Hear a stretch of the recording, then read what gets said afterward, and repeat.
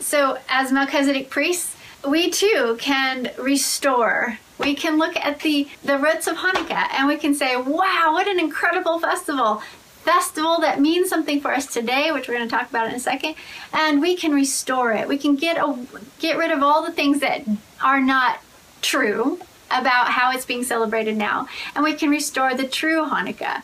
You can't do this with the other winter feast that's out there called Christmas. The roots of that festival are pagan to the core. And the further you go back, the more you know where those roots are, and you know that it is pagan, and you know that it is wicked, and it's straight from the pit of hell. You can't restore that. You can't. There's nothing you can do to wash that clean, because it never came from somewhere clean. But Hanukkah did. And Hanukkah has great implications for us today. So let's go on and continue our journey into learning what Hanukkah is about.